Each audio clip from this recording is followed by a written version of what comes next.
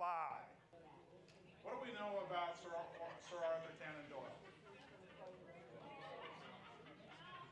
Sherlock Holmes? What else do we know?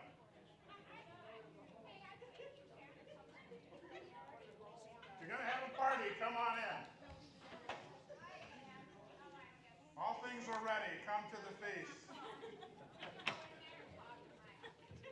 All right. We're trying to bring the wanderers in.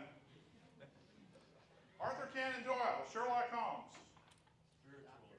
What do we know about Sherlock Holmes? 221 Baker Street. What's that character? Greatest detective ever. Our greatest detective ever. You could ask Sir Arthur Conan Doyle, he would agree with that, I think. Yes, he lived on Baker Street. What made Sherlock Holmes unique? It wasn't real. He wasn't real. That didn't make him unique. How did he go about his work? Deduction. Deduction. What does it mean, deduction? Just look at a series of things and then pull out. He would look at people and say, well, you were a blacksmith for 5 years, and then you lived in the southern part of France, and he would deduce all of these things that came from observation. And what was Sir Arthur Conan Doyle's profession before he starts writing? He was a doctor. He was a medical doctor. He was a very well-trained medical doctor. He had not one medical degree, but he had 2 medical degrees. He was a doctor. What do we know about good doctors? Good observation. They need to have good skills of observation, right? You need to be able to look at you and know the difference between melanoma and flaky skin, right? That requires observation. It requires training. And Sir Arthur Conan Doyle was trained by a very fine teacher whose name was Joseph Bell. Bell emphasized the importance of close observation in making a diagnosis. This is the way that he taught his medical students to think. Study your patient closely. Ask your patient the good questions. But what do we know about observation versus what a patient's going to tell the doctor? One's objective, the other's subjective, because we know that patients, as Dr. House would say, all patients lie. Not necessarily intentionally, not with malice aforethought, but if a lady comes in and you don't put her on the scale and you ask her weight, is she going to tend to overshoot the mark or undershoot the mark? We know how that goes, and a lot of women don't want to get on that scale. They'll say, I'm just here to have my skin looked at. I don't need to get on the scale. Some men do the same thing, right? When you get on the scale, what kind of a result do you get? An objective result. The scale doesn't lie. We can look in the mirror and lie to ourselves all the time, and we do lie to ourselves all the time, don't we? Yes. So Sherlock Holmes is the world's first detective who functions by way of deduction. And actually, even though Sherlock Holmes is fictional, he had an incredible impact on real-life detectives, which is an amazing thing, isn't it? And by the way, did Arthur Conan Doyle like the character he created? No, he wanted to kill him off. He got tired of him. He didn't want people clamoring for Sherlock Holmes stories all the time. He was a victim of his own success. He wrote his mother and said he was going to kill off Sherlock Holmes, and his mother went into apoplexy and said, you can't do that, son. But eventually he does kill him off, and then he brings him back to life because people want Sherlock Holmes stories. And so Arthur Conan Doyle throws out preposterous amounts of money for Sherlock Holmes stories, and people say, we'll pay what you want. But he's a trained medical professional, and he's somebody who's an expert in deduction. Now, we would think that kind of person is going to be closer to the truth or further from the truth. He should be closer. Why? Because he's objective. Dr. House might be a horrible person, but we think he's a good doctor. Why? Because he's trying to be objective, right? And he's constantly discounting whatever the patients say because he believes the patients lie all the time. So you think about a good doctor, you want the compassion, right? You want decent bedside manner, which Dr. House never had, which is why he got sued all the time, even in this fictional world, right? Bedside manner prevents a lot of lawsuits. The doctor cared. He cut off the wrong hand, but he was very caring. I'm not going to sue him, right? People react emotionally. Sir Arthur Conan Doyle is trained to be a great doctor. And he's trained by one of the greatest teachers of his time, who's an expert in deduction, on whom he bases Sherlock Holmes. Right? So we think about all of that kind of thinking in a way that should lead to logical results. But what do we know about human beings? We're not logical. We're not logical. A lot of human beings don't follow doctor's orders either, do they? Doctor comes in, diagnoses them like Arthur Conan Doyle would, tells them what they need to do to resolve the problem, and what does the patient do? They do their own thing. The doctor says, take all of the antibiotics in this particular bottle. Do they take them all? No, they take them how long? Until they start feeling better, and then they're like, I don't have to pay attention to the doctor anymore. Right. Human beings are inherently irrational. And all of us believe some things that are frankly preposterous. Do you believe that you believe some things that are preposterous? I know I have believed some things that are preposterous, and I'm happy to share some examples with you because people seem to enjoy this kind of example. Many years ago, I'm 27 years old, I'm at a sales meeting, and we're talking about hunting deer. Now, you have to start with, where did Terry Gardner grow up? I grew up in the San Francisco, Oakland Bay Area, in a very metropolitan area. It's like growing up in New York City, right? How many deer do you think I ever saw as a child growing up? Zero. Where did I see deer? Not even the petting zoo. Bambi, that's it. I saw Walt Disney's Bambi. That's the sum total of my knowledge of deer hunting. But we begin to have this discussion about deer. 27 years old, no background in deer, no expertise in deer. Do you think that keeps me from holding forth with total certitude about the argument I'm beginning to make on deer? Nah, didn't slow me down at all. Because our family motto is certain but seldom right. And I was certain. So what was the argument about? The argument was about this. Deer, bucks, grow these racks of horn. My niece took a deer down in Monroe County that was 24-point buck. One of the biggest bucks ever taken down. She's 5 foot nothing tall. Looks like Annie Oakley. She's a crack shot. 22-point buck. Do you realize that a 22-point buck, once a year, sheds those antlers, and then what happens? Grow them back. How fast do they grow them back? Do you think I believe that that was even possible? I could just picture the deer. It shed its little antlers, and it's working so hard to grow them back. I mocked the whole idea. I thought it was ridiculous. It was inconceivable. I mean, those are huge racks. It's got to take years to grow that rack. You can't grow a rack like that in just a couple of months. Now, those of you that know anything about deer hunting know what? I couldn't have been more wrong, but I couldn't have been more certain, and I couldn't have been basing what I was saying on less knowledge if I had tried. Now, I know what you're thinking. Terry, you're fairly dimly lit. That's obvious. We would never make those kinds of mistakes. Well, we all make those kinds of mistakes. We all believe things that are false.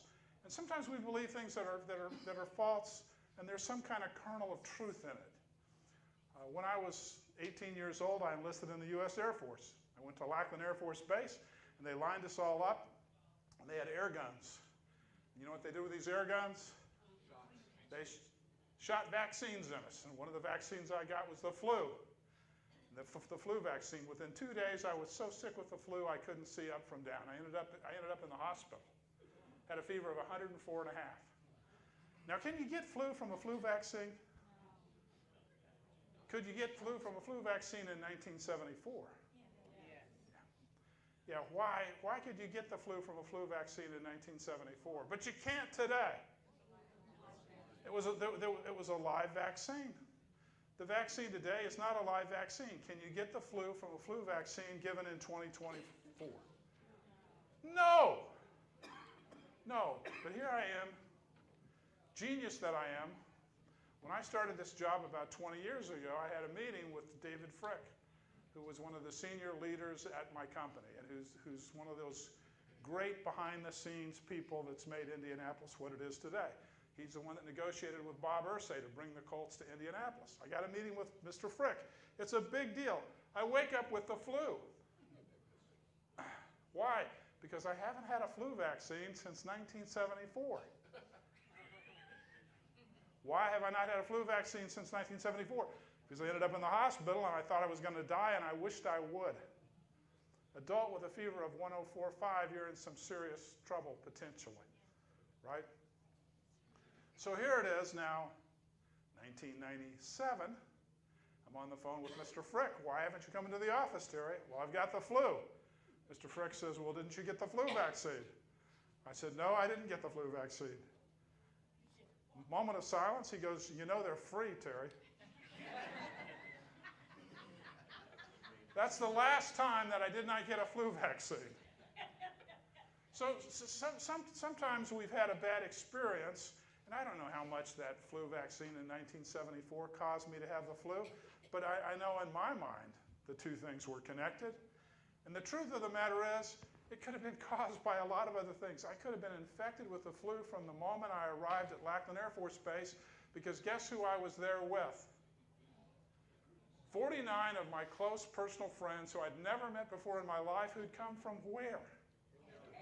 Everywhere, bringing all kinds of death, disease, and vermin. While I was still there, I was only there 6 weeks. Not only did I have the flu, I woke up one morning with the measles. And I felt fine, but I got little red spots all over me, so they had to isolate me. It's a wonder that I survived my time in the Air Force. The human mind and the human capacity for error knows no bounds, and then the way that we want to justify it knows no bounds. And sometimes we have no basis at all, like my we're going to grow these horns story. And sometimes we do have a basis because X happened and then Y happened in close proximity. And I do know in 1974, at least, it was possible to end up with the flu from the flu vaccine. Highly unlikely. But there was some sort of a basis for it. Now, we've got Arthur Conan Doyle. Unlike Terry Gardner, he's a trained medical professional. He knows something about medicine, at least as it was in the late 1800s. And he's somebody who's trained in the powers of observation. But in 1914, what happens? The war to end all wars begins. The First World War begins. And particularly on the Western Front, it's a brutal, brutal affair that goes on for 4 years of incredible killing fields. And the losses begin to mount and mount and mount. People are dying left and right. And oh, by the way, in 1918, there's going to be a flu pandemic, one of the last great pandemics until the COVID pandemic. Way more people killed by that flu pandemic than were killed by COVID. So people are dying left and right. People that Arthur Conan Doyle knew are dying left and right. And there's a very popular philosophy called spiritualism that comes along. And what does spiritualism say? You can talk to the dead if you have a medium that will help you get through to the dead. Now, there couldn't be a more false theory ever proposed to the mind of man. But it finds a very fertile field. Why? Because people are dying left and right. People are dying young. We're not keen on dying when we're older. But we have a really hard time handling it when people die young. And so here's a world in 1916 where people are dying very, very young. And oh, by the way, how many antibiotics can you prescribe in 1916? None. They haven't been invented yet. There's no penicillin until the Second World War. So this is a world in which people could die just like that. You weren't in control, and now you compound it with the war, and then the war leads to this horrific flu epidemic. There's one family that I studied who, during the flu epidemic, the lady's 10-year-old child died, 8-year-old child died, baby died, and the woman was so sick with the flu herself, she wasn't even aware when the baby died. All within a couple weeks. So in this kind of world, I come along and I say, I can help you talk to the people that are gone. And so around 1916, this becomes very palatable to Arthur Conan Doyle. And Doyle becomes an incredible advocate for spiritualism. He's a deep believer in it. In 1918, his son dies during World War II, dies of the flu. And so this reinforces his belief in spiritualism. And so the way this would work is they would have seances. Many of us have seen this on TV shows, right? Fairly thoroughly debunked by now, but taken absolutely seriously in 1916. So you'd have a seance, you'd have a medium. The medium would say, who do you want me to bring up? And they would tell. And then they would bring that person up, and you'd be able to talk to the dead. And guess what the dead always said? Nice things are great, you know. And by the way, mediums did this for a fee. There's money to be made in all this. And so here we have Arthur Conan Doyle, a trained medical professional, not one but 2 medical degrees, who creates the greatest detective that ever lived, who's all about deduction, who studied at the feet of one of the greatest deductive people ever, and he's totally sucked in by spiritualism. He believes that we can talk with the dead. Now, Arthur Conan Doyle is a huge celebrity. He's quite wealthy. He is the J.K. Rowling of the United Kingdom of his time, right? He's a person of incredible power and influence. He has large amounts of money. And what do we know about celebrities? They prefer to hang out with other celebrities. And one of the people that he becomes familiar with is the magician Harry Houdini. And Houdini is considered still to be the greatest magician that ever lived. Certainly he was the greatest escape artist that ever lived. He's a person of remarkable talent and ability. And what can a really good magician do? They can make you believe they can really do what they're doing, even though it's a trick. Houdini never claimed to have any sort of supernatural power. Houdini never claimed that he could talk to the dead.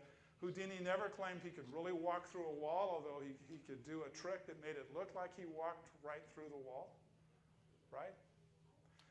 Houdini and Arthur Conan Doyle become friends, and Houdini's attitude is like, I don't know whether there's such a thing as spiritualism or not. I'm open-minded. Show me what the evidence is.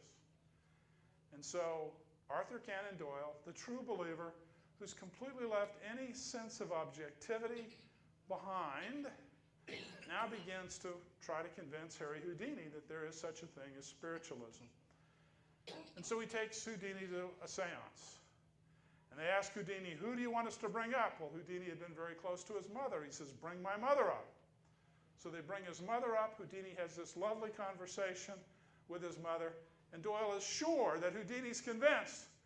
And Houdini says it was completely fake. My mother never spoke a word of English in her entire life.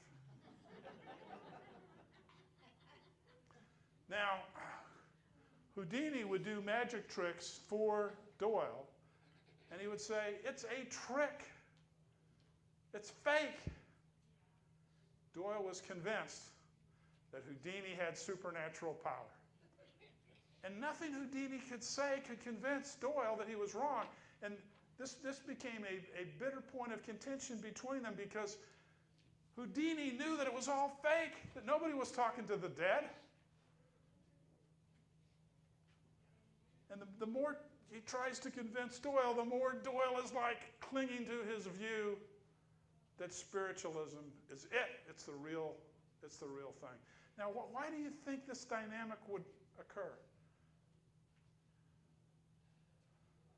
Why can't Doyle see that it's fake? Because he wanted to believe it. What happens when I really want to believe something? I'm going to believe it if what?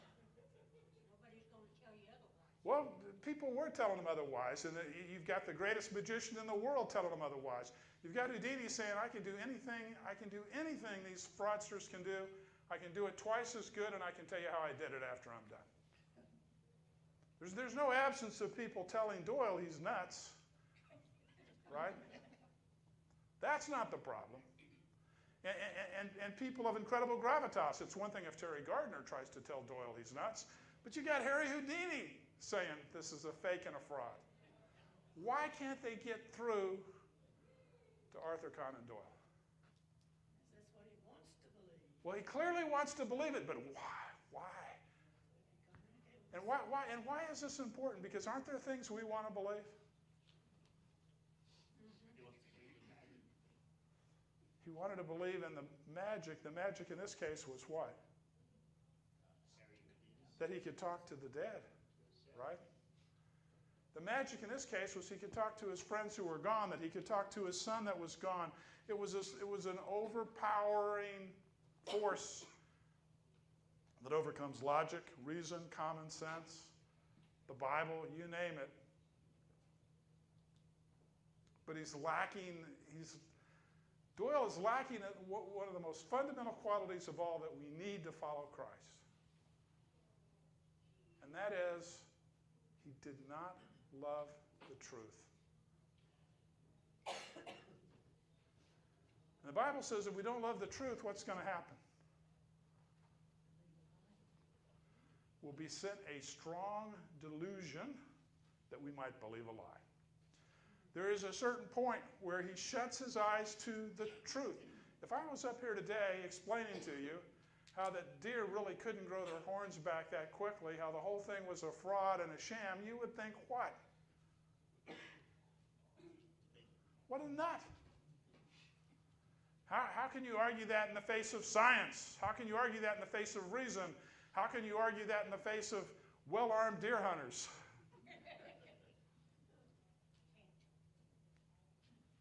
You gotta love the truth, right? When one sees the truth, what's the correct response to the truth? I'm going to believe it. I'm going to conform my life to it. We've been talking about Abraham, the father of the faithful. Whenever God gave Abraham a promise, he believed it. Whenever God gave Abraham a command, he obeyed it. He changed his life to conform with the truth. Christians, above all, we need to love the truth more than anything else. Because if we don't love the truth, not only are we going to believe some things that are crazy, as we all do, but we'll keep believing them to the point that our influence is destroyed. If I love the truth, when I see what is true, I'm going to change. In 1916, at the height of the First World War, Doyle's belief in psychic phenomena is strengthened because he thought his children's nanny, a lady named Lily Lauder Simons, had psychic ability. That's crazy, isn't it? But true. In 1920, Doyle and the noted skeptic Joseph McCabe held a public debate at Queen's Hall, London. Doyle taking the position that the claims of spiritualism were true. After the debate, McCabe published a booklet, which is Spiritualism Based on Fraud, in which he laid out evidence refuting Doyle's arguments and claimed that Doyle had been duped into believing spiritualism through deliberate mediumship trickery. Of course, we've talked about his friendship with Houdini and Houdini's training. In 1922, the psychic researcher Harry Price accused the spirit photographer William Hope of fraud. You ever heard of a spirit photographer? Doesn't this all sound kind of quaint? A spirit photographer would take a picture of Deb Bagwanden, and when the picture was printed, in the back of it would be, yes, the ghost of her long-lost grandmother, or the ghost of Terry Gardner after I pass away later this week. What do we know about photography in 1920? Not very good. Actually, I think sometimes it's surprisingly good, but as a science and as an art, it's what? Yeah. It's relatively new. When does photography start, roughly? 1839, 1840, invented by a Frenchman named Louis Daguerre. The first photographs are called daguerreotypes. So from 1840 to 1920 is not very long. So to a lot of people, it's still a relatively new art. And frankly, these spirit photographs aren't very good, but they take a picture of me, and behind me there would be some spirit. There's pictures of Arthur Conan Doyle, and behind Doyle there's some alleged apparition. We look at these photographs today and we think it's ridiculous. You'd have to be a moron to think this was the real deal. But people took it very, very seriously.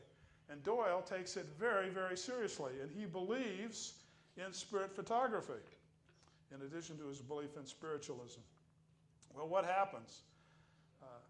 Doyle defends Hope, the spirit photographer, but further evidence of trickery was obtained by other researchers. Doyle threatened to have Price evicted from the National Laboratory of Psychic Research and predicted that if he persisted in writing what he called sewage, this is what Doyle is saying about anyone who would debunk spirit photography, you're writing sewage about the spiritualist.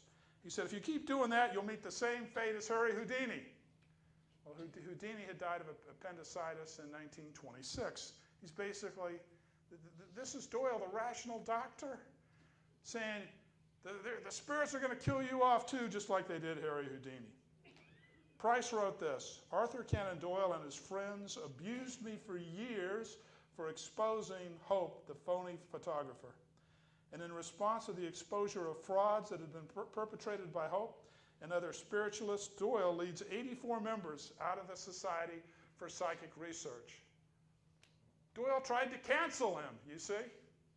He's got a completely irrational belief that's complete nonsense. It makes no sense. And he's got this large group of people that believe that it's true. And it's not. And we look back on it now and we think how stupid those people were. But we're just as dumb today. We're not any smarter. We put up yard signs that say things like, I believe in science.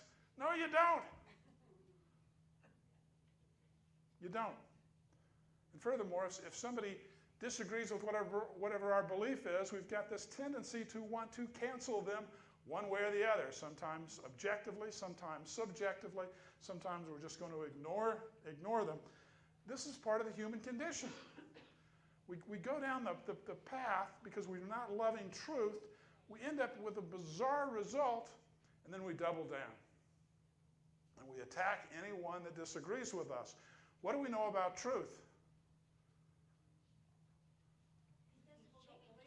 Truth does not change. The truth is the truth is the truth. Remember the great scene when Galileo was brought before the Catholic Church, and the Catholic Church believes that the earth is the center of the universe. And of course, what did Galileo discover? It's not the center of the universe, and that the earth moves around the sun. But he's forced to recant and allegedly mutters under his breath when he's told that the sun, or that the earth does not move around the sun. He mutters under his breath, but still it moves. Truth is the truth, right? One of the things that should be coming of us when I know what the truth is I should be grounded in that truth. I should be like a tree planted by the waters, as the old song says, immovable, because the truth is the truth. But to do that, I've got to love truth, and I've got to be about pursuing truth, and I've got to recognize there's going to be some stuff I believe that might be pretty foolish. There's going to be some stuff that I may believe where I could be completely wrong. How long do you think it took me to be converted from the deer can't grow the horns back in 8 weeks to the deer could grow the horns back in 8 weeks? About 2 seconds. About 2 seconds.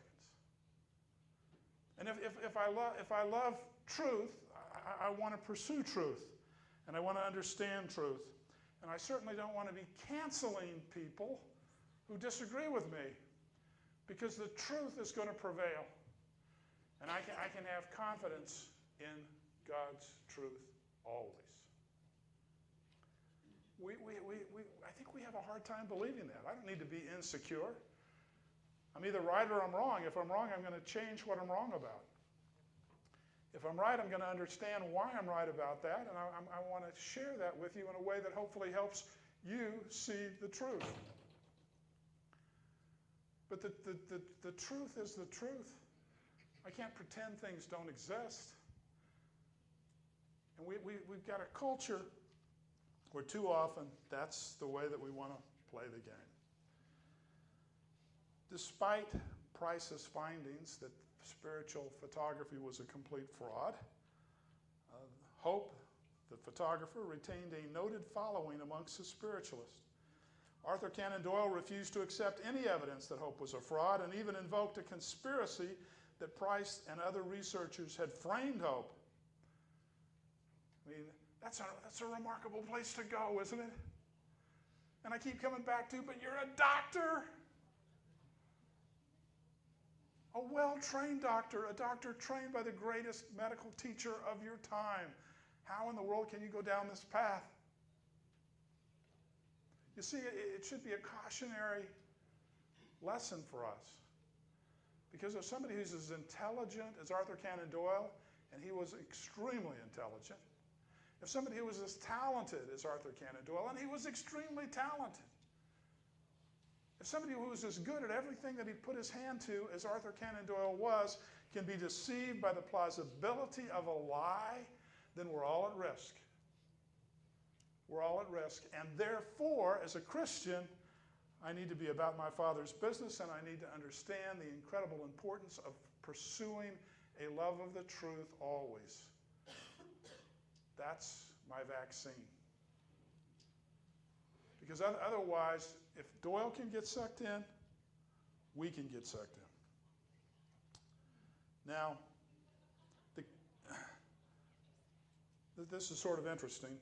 Not only does Doyle refuse any evidence, but this was written. The case of William Hope and his crew circle deserves to be remembered today because it shows that it is practically impossible and futile to try to convince someone who wants to believe, even in the face of quite convincing contrary evidence. Somebody said, well, he wanted to believe it. For sure he wanted to believe it. But why do I want to believe something that's false? I want to believe something that's false because I don't pursue a love of the truth. Now, there is one other thing to consider. Do we know anything about mediums in the Bible? The Witch of Endor. How many of you have been thinking, but what about the Witch of Endor? What's the story of the Witch of Endor? Fantasy. What's that? It's a fantasy. Well, it's not really a fantasy.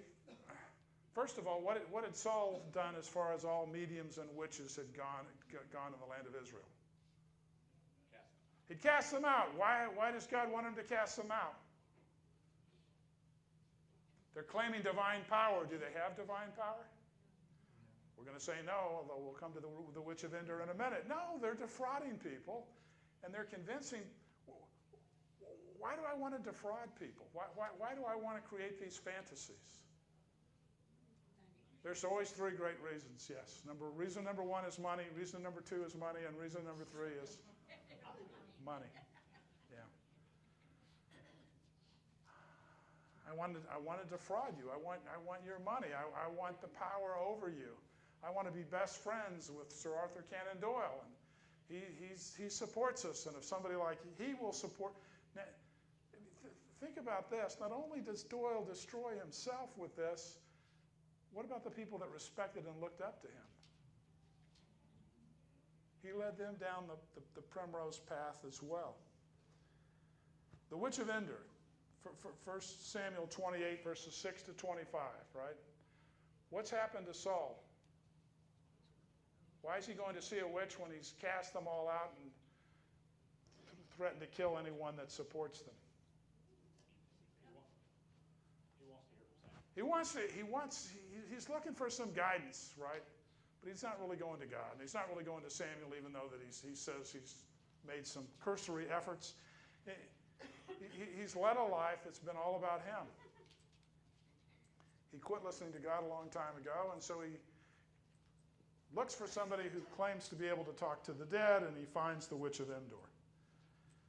And so he goes in to see her anonymously, by the way, because he's destroyed the other witches and those that talk to the dead, so he can't go in as who he is. And the woman says, "Who do you want to call up?" And he says, "Samuel." And so she summons a spirit. And when the spirit appears, what does she do? She screams. Yeah. Nothing like success when you're really a fake and a fraud, right? And by the way, what is the message of peace and goodwill that Samuel delivers to Saul? You'll be joining me soon, I think. You're about to die, my friend. You've been evil and you've been wicked. Now, how many people would go to seances to have people come back from the dead to tell you how evil and wicked you are? Most of us are fairly evil and wicked on the evil and wicked scale, or we at least have enough problems that would keep somebody at a seance busy for a couple of hours. Who would sign up for that? Nobody. Nobody. And of course, when Saul is killed shortly thereafter, and by the way, Samuel berates Saul for disobeying God, predicts his downfall. When Samuel was living, he already said that Saul would have the kingship removed for him, but the Spirit now adds that Israel's army is going to be defeated, and Saul and his sons will be with me tomorrow. You're going to die tomorrow. We go to the medium. Tell me something good, old medium. You're worthless, you're evil, and you're going to be dead tomorrow. And oh, by the way, your kids are going to die too, by and large. That's great news. Here, let me give you a tip for that, for that advice. So,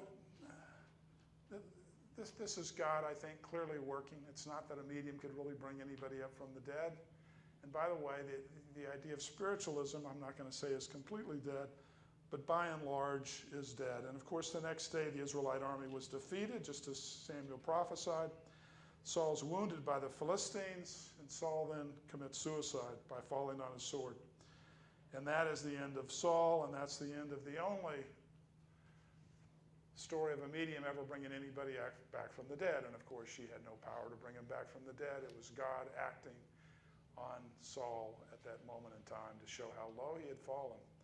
And in 1 Chronicles 10, it's given as one of the reasons as to why Saul ends up deceased. All right, so we say all this to say, pursuing the love of the truth. Pursuing the love of the truth becomes essential. And how do we as Christians pursue a love of the truth? Some of it is knowing what the Bible actually says, isn't it? It's being versed in what the truth is. And so that requires that we do what? You got to study. Mona? I find that the older I get and the more I study, the more I realize how much the Holy Spirit will guide me in seeing new gems in the Bible that maybe I've overlooked before. And that, I think, is one of the benefits of being in the Word constantly. So we've got the Word written through the power of the Holy Spirit, right?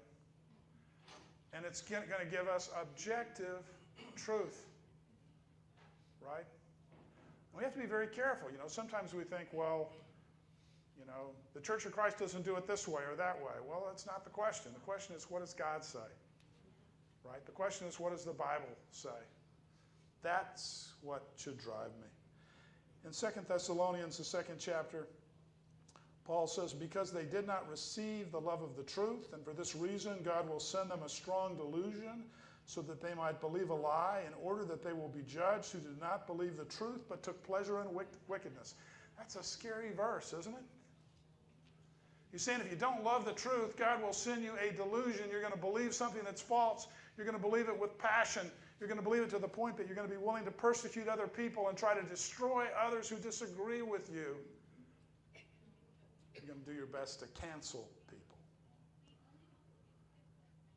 Why? Because they don't love the truth.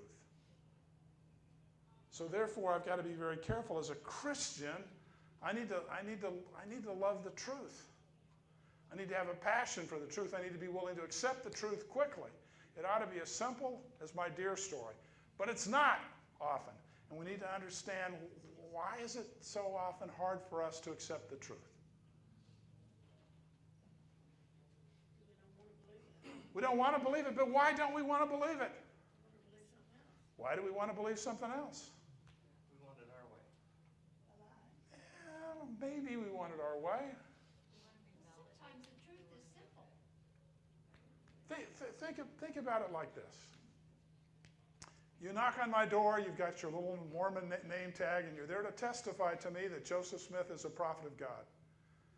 And I explain to you from the scriptures that Joseph Smith is not a prophet of God.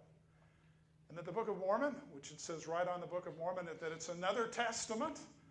I go to the Galatian letter and point out that if myself or an angel from heaven bring any other gospel, let him be accursed. And I would make the point, if it's the same gospel, then I don't need the Book of Mormon. If it's a different gospel brought to you by an angel named Moroni, you should be accursed. Isn't that what the Bible teaches? Now, do you think every Mormon that comes to my door immediately throws down the Book of Mormon, runs with open arms?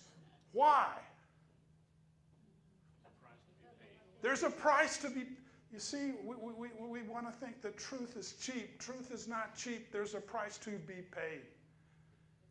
And if I've been a Mormon my whole life, I've been taught from the time I was a little bitty kid that there's one true church, and that true church is the Mormon church. I'm taught there's one true prophet, and that prophet is the prophet Joseph Smith. I'm taught baptism for the remission of sins, by the way. But I'm taught a number of things that are patently false, that are not taught in the Bible. The Mormons built a temple here in the Indianapolis area, I don't know, Carmel? Somewhere up there. Why do they have a Mormon temple? Have you given any thought to that? They go to a lot of trouble. Put up those Mormon temples.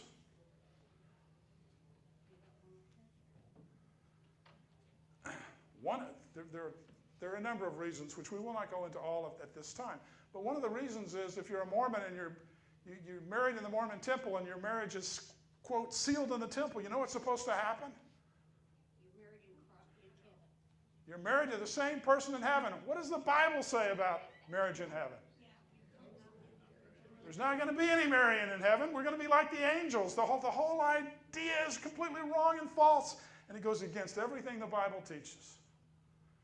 But there's a price to be paid.